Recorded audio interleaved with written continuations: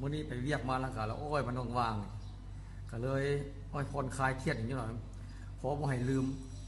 มันสิเป็นไปได้บ่ว่าสิได้พาหมู่มวลอยู่มื้อวันเสาร์นั้นสหายโตนี่ฮั่นกับคุณแก้วเกี่ยวขีนนี่อ้าวลองฟังมึงโดนให้เนาะเป็นจังได๋เนาะ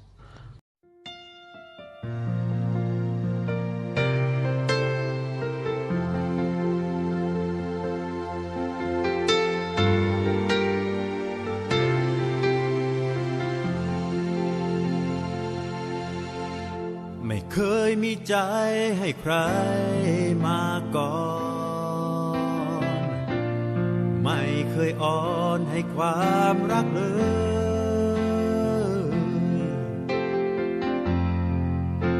จะมีใครๆมากมายคุ้นเคย แต่ไม่เคยมีใครอย่างเธอฉันเคยบอกกับเธอหรือยังว่าเธอมีความหมายเพียงใดกับคนที่ใจมันด้านชาฉันเคยบอกกับเธอหรือยังจากวันนี้และทุกเวลา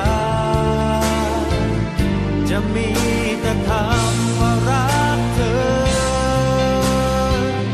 จากฉันคนเดิมจะรักไม่เป็นจะขอเป็นคนที่รักเธอยิ่งกว่าคนไหนจากนี้คือเธอจากนี้จนวันตายเธอคือสุดท้ายของทั้งชีวิตและหัวใจ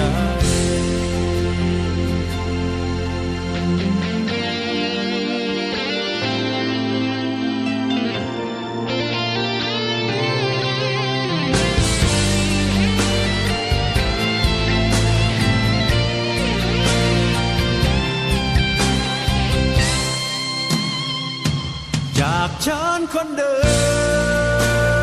มจะรักไม่เป็นจะขอเป็นคนที่รักเธอยิ่งกว่าคนไหนจา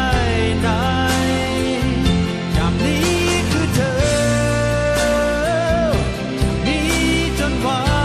นตายเธอคือสุดท้ายของทั้งชีวิตและหัว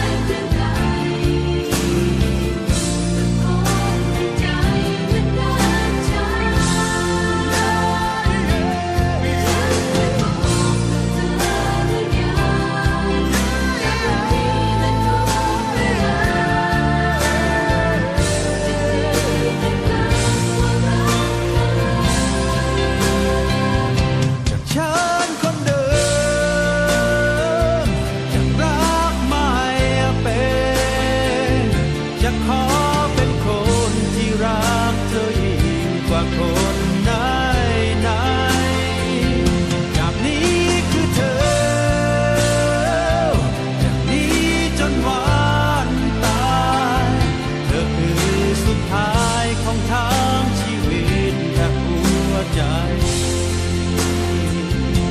ไม่ว่าวันใดไม่ว่าเมื่อไรฉันรัก